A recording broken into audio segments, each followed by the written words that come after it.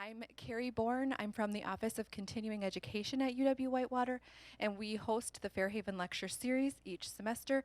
This semester, we're talking about the Wisconsin idea. We're giving you examples of our faculty and student research and expertise that's shared with our communities. Today's is a perfect example of that. And today's presenters are Pete Killoran.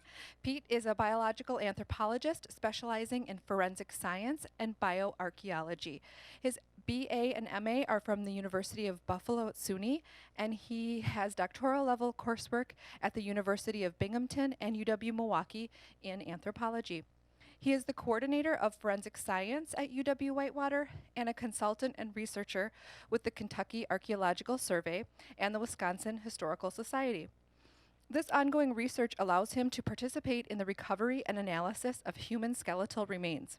Research projects include the historic Frankfort Cemetery, Eastern States Cemetery, documentation of African American and poorhouse cemeteries, as well as doing consultations. Current research includes the Fort Atkinson Project, the archaeology of beer in Wisconsin, and the use of patent medicines in historic institutions. Peter has used his interdisciplinary approach to anthropology and science to mentor students in the McNair Scholars Program and encourage other students into completing undergraduate research projects across the disciplines relative to forensics and anthropology. We also have Paul Reckner. He grew up in southeastern Pennsylvania, where he got involved in his first historical archaeology project. A long winding road has led him to work in Colorado, New York, New Jersey, and Virginia before landing here in Wisconsin. While living in New York, he spent 3 years as a researcher on the 5 Points African Burial Ground Project, resulting in several published articles on the archaeology of 19th century New York City. In 2009, he completed his PhD in anthropology at the State University of New York at Binghamton, and his dissertation focused on ethnic and racial diversity in the early 20th century coal towns of southern Colorado.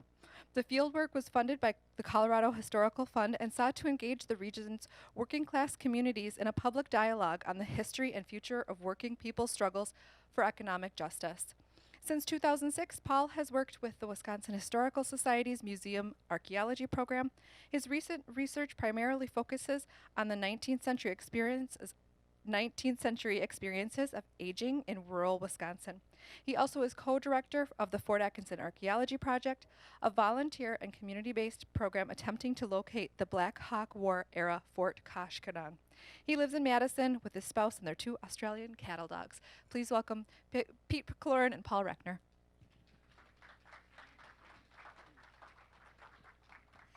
Hi, thank you, folks. How's that for volume? Does that come across pretty well? Okay, great. Thanks for coming this afternoon. My name is Paul Reckner. So a quick update on the bio. We actually have 3 cattle dogs now. We just had a foster come up from Alabama last night. So if you know anyone who's looking to adopt a very precocious herding dog puppy, let me know after the talk. He'll be available in about 2 weeks, and hopefully we'll survive. So my name is Paul Reckner, and as Carrie said, I work for the Wisconsin Historical Society's Museum Archaeology Program. That's my day job. Today, I'm really just speaking to you as one of the co-directors of the Fort Atkinson Archaeology Project. As Carrie mentioned, this is an entirely volunteer-run project, and that includes the efforts of myself and my co-director, Peter. The reason we're doing this is because we think we don't get to do this kind of work in our day jobs, but we think it's very valuable, and it's something that we're willing to, sort of commit our weekends to over the course of the year.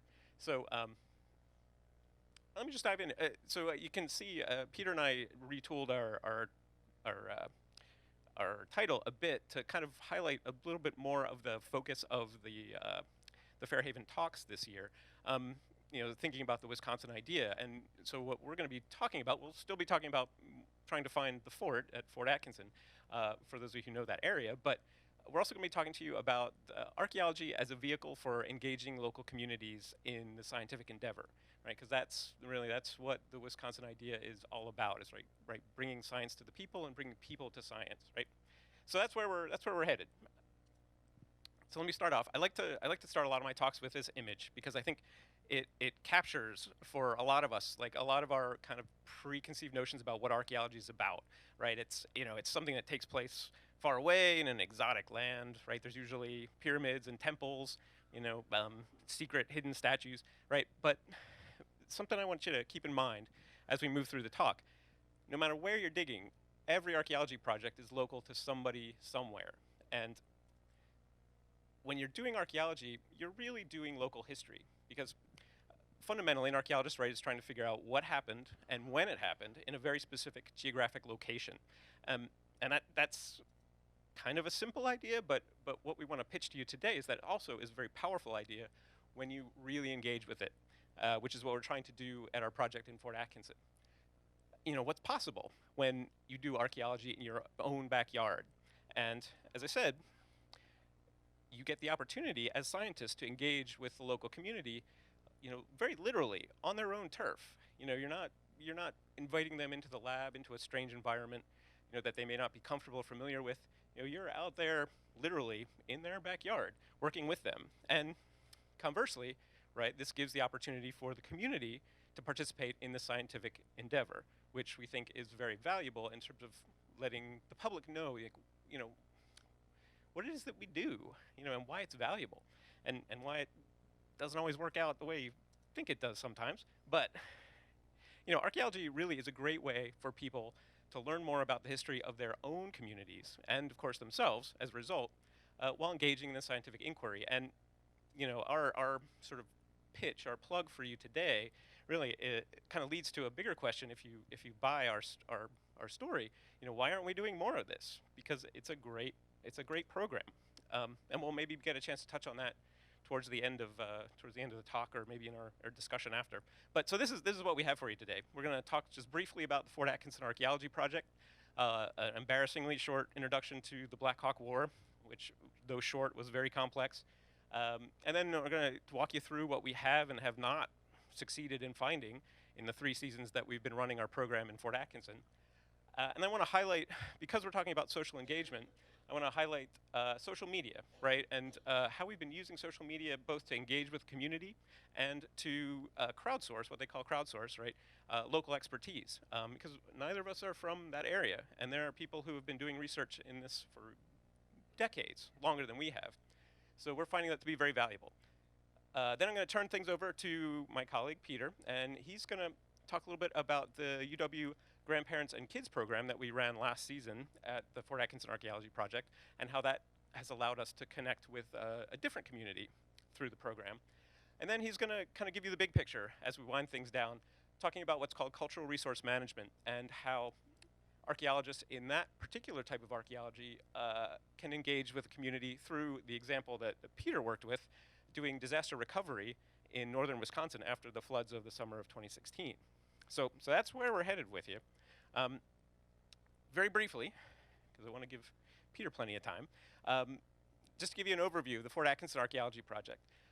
We're primarily supported by the Horde Museum in Fort Atkinson, which is a fabulous institution if you've ever been over there, and UW-Whitewater, of course.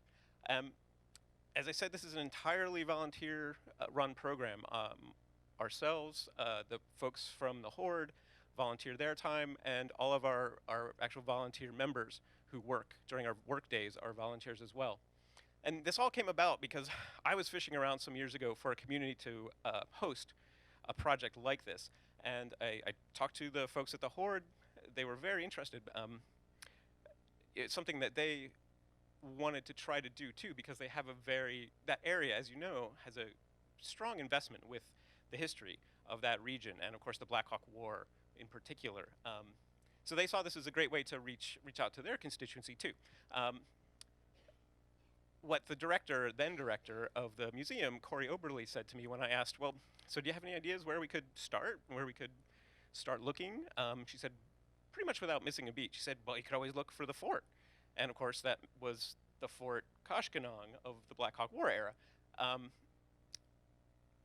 I guess we're sort of blessing her and cursing her at this point. But it was a brilliant idea for all kinds of reasons, because that history means so much to people in that area, right? So here's my nutshell version of the Black Hawk War. I pulled these names and images together because I think you'll recognize a number of them. And all I want to say is, how many struggles, how many conflicts do we have in Wisconsin where you get all of these remarkable figures on the same field, essentially, at the same time? You know, I mean, where else do you get Jefferson Davis, right, future president of the Confederacy, serving side by side with Abraham Lincoln, who will become, you know, his counterpart as president of the Union during the Civil War, and then all these other remarkable individuals. This is the reason I think why, among others, that this conflict has really kind of captured the imagination of people from Wisconsin. Right, this is really, in a lot of ways, Wisconsin's war, and that means something. So, to understand the Black Hawk War, I want to take you back to 1804, to the Treaty of St. Louis. Um, this was a treaty that was primarily responsible for ceding Sauk lands to the U.S. in that era of transition. It was very controversial among the Sauk in particular, including a very prominent war leader named Black Hawk. Now, Black Hawk was born in a village called Saukenuk in the 1760s, I believe. So if you think about 9 years before the Revolution, he was born in Illinois, in what became Illinois, in a village called Saukenuk. And after the land was ceded, he led a band of about 1,100 men, women, and children, not strictly a war party by any means, back into Illinois from the Ohio Territory where they had been sequestered, to try to resettle the village where Black Hawk, in fact, was born. But of course, when they got there, the village had already been parceled out and settled by Euro-Americans. And when they discovered that, there was no violence. They just moved on further into Illinois, probably not quite sure what they were going to do at that point. But then, on the 14th of May, the Black Hawks band encountered a group of Illinois volunteer militia near what's now Stillman Valley, Illinois. A battle ensued. There's a lot of conjecture as to what actually happened, but the best accepted version is that the fairly untrained, nervous Illinois volunteer militia fired on some emissaries that Black Hawk sent to negotiate. And so the battle was on. The battle became a terrible rout for the volunteer militia. And of course, it also had the effect of turning what was really just you wouldn't say a peaceful incursion, but nonetheless an incursion into a full-fledged war. So after that, we have the hostilities escalate. And they really only run for 4 months, 5 months, between May and August of 1832. So it's a very short conflict. But between best estimates, 500 to 700 people were killed, the majority, part of Black Hawk's band. The major U.S. military figure was, of course, Henry Atkinson. He led what was initially a very small force that was pursuing Black Hawk, but eventually gained several thousand volunteer militia, and then also other Native American allies, which kind of gives you a sense that the Black Hawk War is politically very complicated for the Native American groups that were still residing in Wisconsin at that time. But at any rate, for a very short conflict, very significant in the time period that it happened, a lot of broad repercussions in terms of U.S. Expansion into what was called the Old Northwest in that era. So very significant. So here's a rough sort of timeline and a path of Black Hawk's journey through Illinois into Wisconsin, and then eventual defeat at the Battle of Bad Axe there. But I want to focus here in mid-July on Fort Koshkonong, what becomes Fort Atkinson just a few years later. This is the only official correspondence, the only official military communique that we have from General Atkinson to his boss, where he describes the fort at Fort Atkinson. You would think, there'd be plans, right? There'd be, detailed drawings. No. This is all we have from him. Whilst lying here, we've thrown up a strong stockade work flanked by 4 blockhouses for the security of our supplies and the accommodation of the sick. And then he goes on to describe how he's going to garrison it. So this isn't a military fort per se. This is a waypost, a garrison of sorts. Not what we might think when we first think fort. So where's the fort? Right? Where's the fort in Fort Atkinson? For those of you who know the area, we're here on the sort of southeast side of town, intersection of Milwaukee Avenue and Roland Avenue. There are 2 markers there, if you've ever been past. One put up in 1906 by the Daughters of the American Revolution, and then in 1966, the State Historical Society added some more detailed information in a second marker.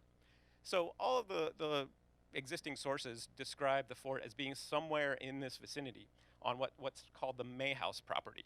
Um, there have been all kinds of really tantalizing discoveries over the years. You see, this is a postcard of the DAR marker, probably from the 1920s or 30s. There are two cannonballs mounted in the base of the marker. And allegedly, they were found when some of the residential properties were being developed in that area, when basements were being excavated. But we don't know. We have no records. We have no sources to really confirm where these cannonballs came from. So we know we're in the more or less in the right spot. But there have actually been two efforts to try to find the fort in the past. 1958 and 1983. And they worked kind of in this purple area you see highlighted here, sadly. And the only reason we're here talking to you today is neither one found a darn thing that they could actually associate with the fort. There's some really funny letters back and forth from some of the archaeologists about their frustrations, which we are beginning to, sympathize with a great deal. Who knew it would be so hard? But so when I was told that, my instinct was immediately to go to the old maps, right? So here is an 1835 U.S. General Land Office survey map, mapped just 3 years after the end of the Black Hawk War, right? And sure enough, there's a little fort symbol right there, labeled Fort Atkinson, which is great.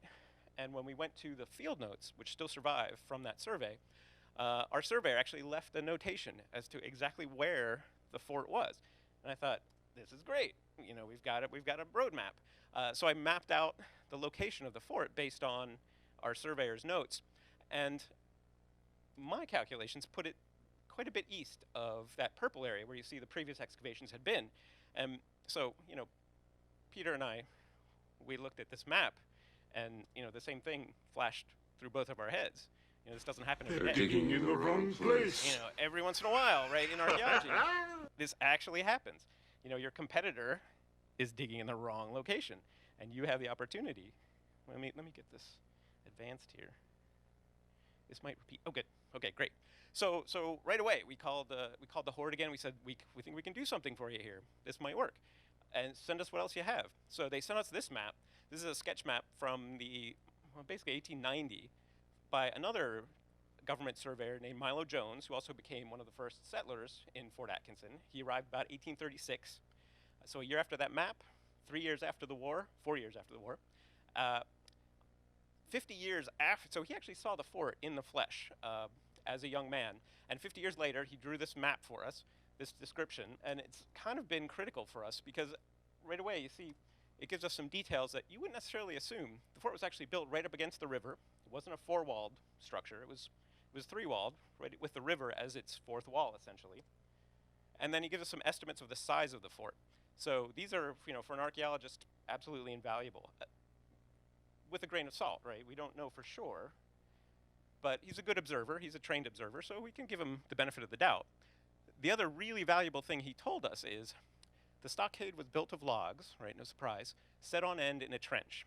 And so Peter and I asked ourselves, said, well, where, by placing the rough footprint of the fort on the modern landscape, thought, well, where could we possibly dig that there might be a bit of this stockade wall trench left underground that would have survived 150 years, you know, of development and construction in that area. And so we saw this one spot, this one backyard. It didn't look like it had been hit too hard by you know, early 20th century housing development and landscaping. So we thought, well, okay, let's try there. So we talked to the landowners. It's private land, and thankfully they didn't think we were crazy. But we rallied a bunch of volunteers out to do a whole series of tests, the whole range of kind of typical early stage investigation, including ground penetrating radar, to try to locate some evidence that we were in the right location. Unfortunately, we didn't find a lot, but we did find one spot. Peter actually picked this up. That wasn't quite right. The soil had been disturbed in some way that we couldn't account for. So later that year, this is our first season, 2014, we got a couple of our coworkers and some other volunteers, and we set to sort of a more formal excavation. And sure enough, very quickly, we were able to uncover the remnants of what sure looked to be a trench. It was in the right place. It was the right width. It looked to have been hand dug, which is precisely what they would have done in 1832 when you had 4,000 soldiers with nothing better to do. Give them a shovel or two or 12. And so this was great. This is how we ended our first season. This possible trench, but we didn't have time to get to the bottom of it.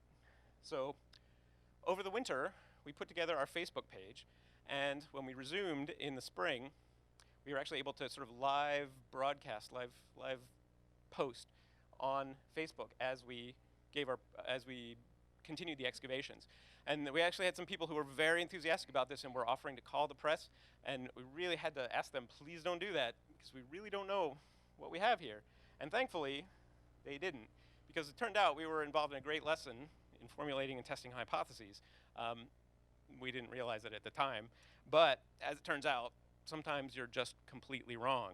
And that's really embarrassing to discover in front of a TV camera. It turns out it was a sewer pipe trench. Had been put in the early 20th century. The pipe was even marked. So I tell you, there's few things sadder than filling a very deep hole with dirt after you've gotten to the bottom and just proved yourself wrong. So this was kind of a blow to the volunteers. It's not the greatest kind of way you want to end a volunteer program. But what was really interesting was, and I want to sort of highlight this social media aspect of the project, we actually got a lot of encouragement on Facebook from people who weren't at the disappointing day. You know, they were sort of saying it's out there somewhere, keep looking, blah, blah, blah. And you can join us if you're on Facebook. You can send a friend request to Fort Atkinson Archaeology Project, and you'll get sort of regular updates. We'll be starting again probably in just a few months on a new project that I'll describe in a minute. But this has been really, really valuable for engaging with the local community in all kinds of ways.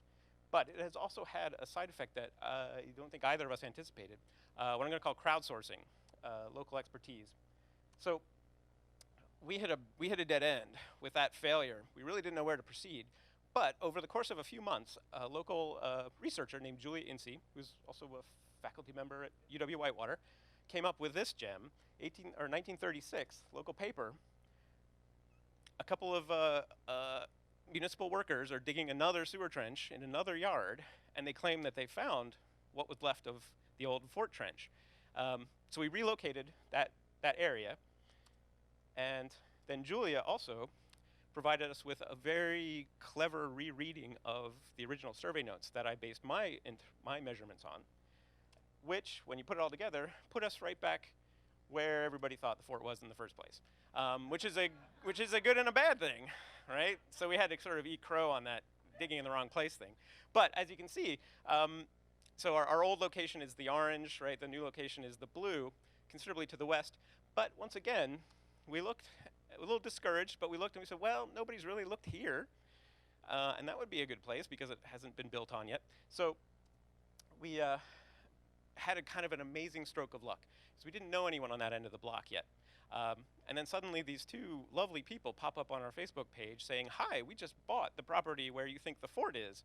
Would you like to come and dig in our backyard? And I kid you not, this is actually, and they have been really great supporters ever since. So as a result, last spring, we rallied a bunch of new volunteers to come out, and we spent 2 days, dug a couple of tests and did some more ground penetrating radar, and then eventually settled on a location where we put in some more complete excavations. And what we ended up finding, among other things, were actually some of the oldest stone tools that humans made when they returned to Wisconsin after the glaciers receded about 10 or 11,000 years ago, which is crazy. But it's not at all, and this is kind of what we've gotten used to, is this sort of expect the unexpected on this project. But additionally, by the end of it, you can see right in that sort of lower right corner, right, there's a nice straight line, dark soil on one side, light soil on the other. So that looks to be another, we're hoping, trench, another disturbance in the soil that we're going to return to and do some more investigations next season, or I should say this season. So, but now I'm going to turn things over to Pete, and he is going to tell you about the rest of the work that we did this past year. And there it is.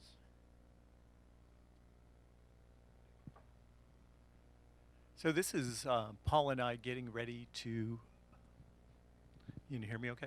Yeah, start one of these projects. And so what we do is, the last couple of years I've been working with the university and continuing ed, what we call with grandchildren's university. And so we'll go out for a weekend and we train both the grandparents and the children in how to do various things. I mean, we have a great program where they're doing biology and going out in fields and streams and different things like that.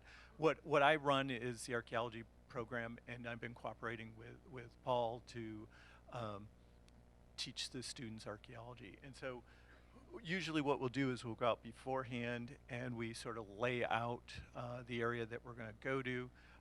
This is one of our first project areas, and here we are just sort of laying out, talking what we're going to do, using some survey equipment to lay out the units.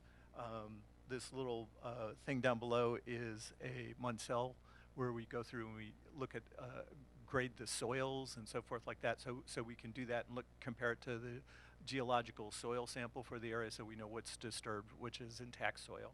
So we're getting this all ready. This is Paul with his kits doing probes so that we can look for disturbed areas. And this is actually how we found that first trench. And this is one of the locations where we did that. So we get prepped for that, and then what we do is we bring the students in on a Friday. They'll stay overnight with their parents or with their grandparents. They have a great time. We have usually a student from the university come and stay overnight with them, and they go to the pool. They have a great time. What I do is I work on setting up sort of an academic program during the day that occurs at the university, and then we go out to the Hoard Museum. So let me show you what that looks like. So first off, what I'm really trying to do is teach them to be critical, right? The lab work is really just like, how do you do stratigraphy? You know, what the soil looks like. Just think of a cake. You know, stuff on the top is the youngest, stuff going down in the layers are getting older. You know, how do you sequence different things? Like I have them sort different pieces of ceramics or chert or different things like that. But then I also work on the idea of like, what doesn't work? You know, this is the fort in Fort Atkinson. This was done in the 60s. It was a Boy Scout project, and they wanted something to do this, and this actually is the image all through Fort Atkinson. And so what I wanted to do is I took them out there and I said, this is the image that you have of what a fort looks like. The actual fort probably had walls, probably pitched up. They were probably living in tents. It had an open wall to the river. It's really different than this. You know, from a kid's point of view, this is a great fort to go play in. You know, we took them out there. They spent a lot of time running around up on the ramps, up on the edges and stuff like that. And in that sense, it gets them curious. It gets them engaged in it. So the next thing we did is we take them over to the Hoard Museum, and they have a great thing on the Black Hawk War. We show them where the maps are. We show who the characters are. All those pictures that Paul showed you are up on the wall. We show them some of the arrowheads. We show them some of the ceramics. There's a historic house on the property that dates to that time, so they can go through and see actual artifacts intact. And then we say, would you imagine what this looks like when they're all broken up? You know, so they can get an idea of like what they might find in the ground. Because basically archaeology is collecting people's garbage. So here we are. We got a group of students out. Paul's over here showing them some different artifacts. We got the things dug up. And if you notice, like nice little grass square, got it on plastic so that when we fill in our hole, we can clog it up and the neighbors will ask us to come back again. That's always a big thing. It's like, gotta keep in good with your community. But we're having them see the process of actually doing this. How we measured it in, how we taped it in. When we did the ground penetrating radar, we actually had the kids push the ground penetrating radar, and there's a screen on it that could see the dips, and we would tell them about the differences in this. Here I am going through, and they all have their own little individual screens. We put out a big plastic map for them so that they can go through and actually sort through the artifacts. And here we are actually picking out the artifacts and showing them what they are. Here I am laying out the artifacts. We found actually a lot of stone chert and arrowheads in there, but we also found wrought iron nails. Some of them were cut nails, so they date back to the 1800s. So we were finding things in the right area, and here's a great thing of them exploring these artifacts. This particular area is, despite because of the floods, when we dug this, probably 20 centimeters, 30 centimeters. It was pretty shallow, within a foot. Yeah, yeah. A lot of the relatively historic stuff that we're looking for is pretty shallow. And basically, this is a great experience for both the grandparents and the kids. And so, they get a chance to see how we do archaeology. They get a chance to screen it. They get a night over at the university, sort of encourage them to think about like what they want to do in it, and just sort of have the university experience. And so this is one way that we do the outreach. Okay, I'm switching over to another aspect of my life, cultural resource management. In fact, I actually met Paul out at the University of Binghamton. We were both consultants for New York State, and we did work prior to like the Department of Transportation for the most part all over the state of New York. I did, and Paul was up there for part of it too, is this July, in late June, there was a huge flood in the Bad River Reservation in Ashland, and basically US Highway 2 was flooded and had huge amounts of the area washed out. And so what does cultural resource management do? They normally have, what we usually do is we're there to preserve and protect any historical sacred burial sites, okay? There's been sort of a long and sort of difficult history between the Department of Transportation and the Bad River tribe. And so when there was flooding, clearly they needed help. There was clearly a need to get the highway opened again so that people could get in and out. But the other thing too is that in some ways I sort of stuck on my anthropologist hat, in which we were sort of cultural negotiators, because the tribal preservation officer house had been washed away. And the other thing is that, like a lot of things, her job became, how do I do rescue management and how do I do other things? And the people that were doing environmental things ended up doing it. And so they actually asked us to come in to sort of look out for their interests, sort of play mediator between the DOT and sort of the tribe.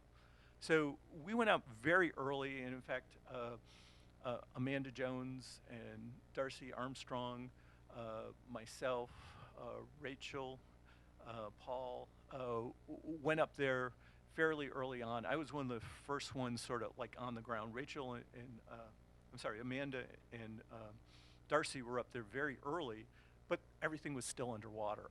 By the time I got up there in the second week, the water had started coming down, and they were getting back where they could actually get into some of the places, because literally they went up there, they would park their car, they would walk through the water, they would go check the places, and it was kind of like, nope, still underwater, we can't do anything.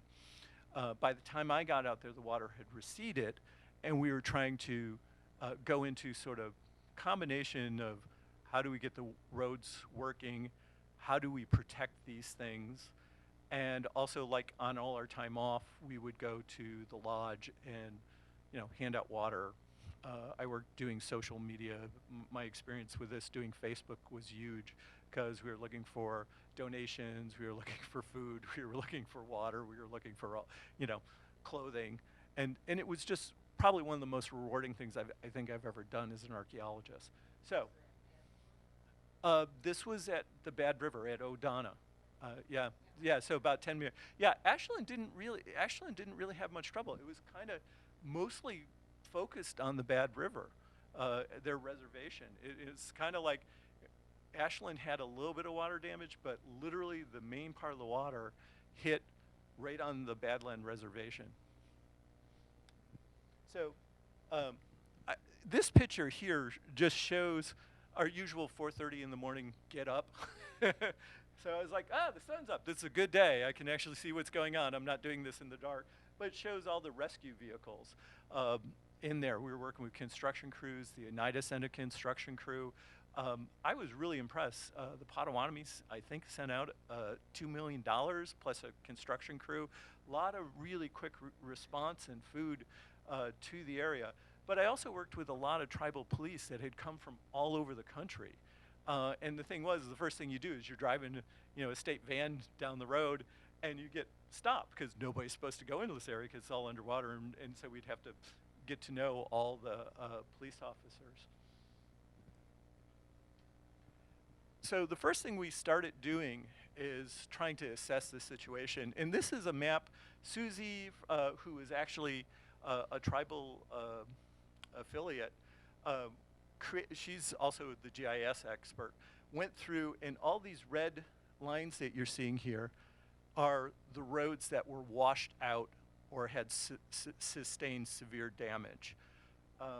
And so our job was to go along these and use these maps to say where are sacred sites, where are burial sites, and so forth. Now, namely because I had to work as a cultural broker here, I can't show you everything because they're sacred sites, they're sacred sites. But I can give you an idea of the kind of things. They were burial sites. There were religious ritual sites. Some of these were the homes of the elders. Like one of the most rewarding things I can honestly say I did was I had dump trucks going 60 miles an hour, like 3 times down, going down like a single dirt road, and I'm like pulling off in the bushes, going like, I hope I don't slide into the water, because the water was like really up to the edge of the road, and the roadbed was the only thing not in the water. Okay, so this was kind of like how our days were going for like multiple weeks. So we go through this, and we were pulling people out. We were, going on social media, asking for things, doing everything from like loading water to loading food during our off times. And like I said, it was really quite rewarding. So what does this look like? Okay, one of the sites we worked on was Kagagon Bridge. And if you see this here, this is actually Kagagon Road, and this goes down and goes into Oldana, which is basically their sacred site. Now, there's New Oldana and Old Oldana. They've had flooding here before, but this is where all the sacred sites are. A lot of houses down in there. And so as you can see, that road is underwater. Literally, you can't see the other side of the road. That goes back about a quarter mile, and it was all underwater, okay? Now, it isn't real obvious here, but with the flooding, but literally here and here, the road collapsed. And so the only thing that was holding up were 2 footers, and then the bridge was like, literally that whole section collapsed out. This is an aerial view of the site. This is Kagagon going through here. This is the Thippo's house, which got washed away. This is the aquaculture. They grow fish, and that was one of their major things. That all got washed away, and all the fish went upriver. This is the road that goes through it. This is the Pow Wow Ground. This is St. Mary's Church, which was the tribal church there. That was underwater.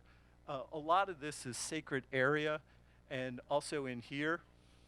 And the other thing I wanted to point out is this bridge we had to watch, and then you go down to the other side, and this little lake here, if you notice, there is a little bridge going across this, and the footers on that washed out, and I'll show you some of those pictures. So we spent a lot of time going around sort of protecting these sacred sites, sort of intervening with the DOT, trying to make sure that everything was okay between the 2 groups. There's the Pow Wow Ground close up. They have like 8-foot rafters, and the water was up to the rafters, to give you an idea how flooded it was.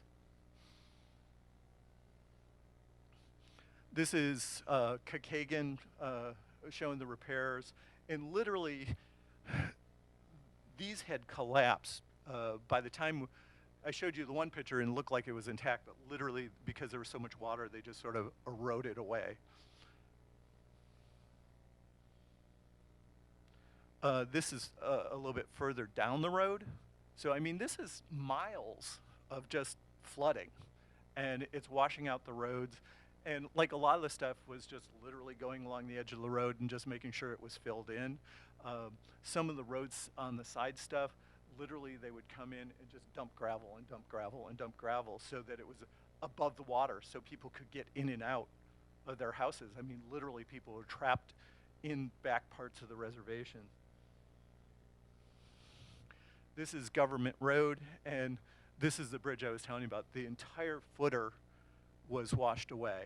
And there were a number of sacred sites around this, and we had to watch like every scoop of dirt that came out. But then eventually it became a thing where once they got certain areas cleared, it became easier for us because I just knew they were dumping rock and more stuff in there. This is sort of a particularly sad, but also kind of cool story. One of the elders was actually trapped in this car, and one of the youths with 5 foot of water washing over the top of the car went in, kicked in the window, dragged the person out. So there were really extraordinary stories there. And the other thing is that UW-Madison had people on the thing, and they were doing the history and the environment and the stories about rice. And what she did is she turned all the students into reporters. And so they were recording the information, they were getting on Facebook, they were coordinating with us to record all this information. And they have a Bad River Facebook page where you can go see all these things that went on. But you can see where all the pipes that had gone under the bridge, and you saw the one thing where it was just a sheet of water, it literally washed all this away. And these are the pipes and the guardrails that had just gotten washed off of that bridge and just down there. And so it just completely collapsed. They had to literally tear this all out and then rebuild it all in and put all new pipes in. So this is Denomie Creek. This is the place where I showed you. So even now, we'll probably be going back there to this upcoming summer because literally all this stuff got washed away. Here's me sort of doing my little monitoring. But the other thing with this is that we are helping people get across the street. People were walking through the stuff, and we got, construction things going through there. I'm kind of watching to make sure things are safe. But, there isn't any reason why you can't help somebody get across the bridge or get around or find what it is. Denomie Bridge was really interesting because at one end was the casino where they housed everybody. Like so many people lost their house, they literally turned their hotel into accommodations for it. They had a very large hall. We had our command center out there. On the opposite side is where they have the tribal offices, but for the longest time it was separated by this water. They eventually moved the Red Cross in there, and so literally we were trying to get people to go back and forth, but this area here was where all the walkways had been and where the bicycle path had been, and none of that had been rebuilt. And the road, if you notice, there's no tar there. So we were kind of being archaeologists, but the other thing is just helping people get around and finding things. And so, as a anthropologist, this was really rewarding and impactful. And I kind of look at this as sort of like the university outreach. We really do get all over the state. I mean, you're going to as far as north in the state as you can go. We're also doing things in Fort Atkinson. We're outreaching to this group here today. And so that's really the purpose of what we're at. And thank you very much. And I want to thank the University of Whitewater for supporting us. I want to thank the Historical Society, the Horde Museum, and the people at the Bad River Tribe. Thank you.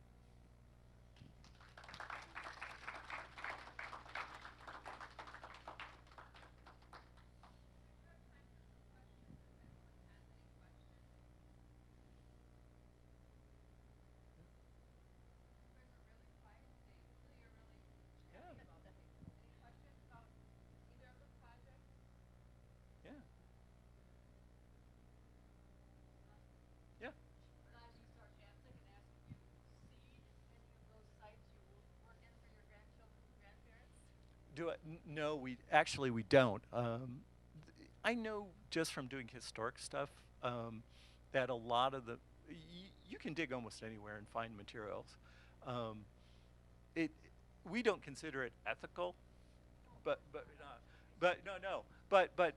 I know of places where they've done it, or there are places that will actually create sand and layer and actually sort of like museums and sort of so you can discover things.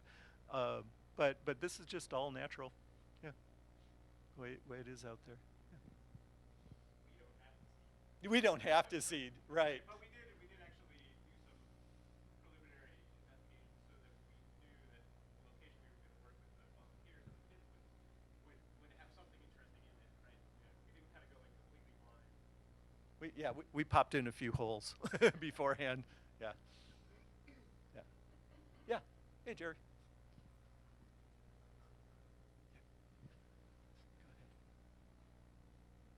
Are you planning to eventually put together I'm thinking of a paper or article or something like that that will, if you do find some interesting things, to correct history or whatever it was, so that others know about it on a widespread basis? Well, Paul and I both work for the Historical Society, and we do regular reports. I think if we find something, there are ways of getting material through these talks, through public engagement. How many talks have you done? Yeah. I mean, there's a lot of public interest, A lot. in this area, so it's been really valuable. And so part of it has to do with what we find. I think probably those points, we probably should write something up on that. Oh, yeah. We those really old points probably are deserving of a paper. Part of this also is we want to see the bigger picture and make sure that we get it all together. And so yeah, I think it's very likely that this will turn into something that's published. But the other thing too is it's publishing. That's for the academic audience. And the thing is that we do things through the Horde newsletter. We've published on Facebook, and so part of this is that our style of doing this is really partly public outreach, and so that there's multiple avenues to get at that, getting that information out there. Yeah. It's a great question because as scientists, right, as close as archaeology is to a science, we do have a sort of professional responsibility to record and publish the information that we recover as part of the project. But as Peter said, that's kind of a bit of an echo chamber. We could publish out, and you could guarantee almost no one in Fort Atkinson would ever hear a thing about it. So we're trying to kind of, while following through with that responsibility, we're also trying to turn that relationship on its head a bit and really say to the folks at Fort Atkinson who really care about this probably more than anyone else in the world, you guys get to find out first. You guys can be there, the day that we find something. And I think that's part of the excitement and also part of the challenge of running a project like that because surprises happen all the time, as does disappointment, in any scientific endeavor. So it shares that aspect of the scientific process as well. All your experiments don't always work. But I have been really surprised at how enthusiastic people are there. They are, they're much more patient than many scientists I know. Any other questions? Yeah.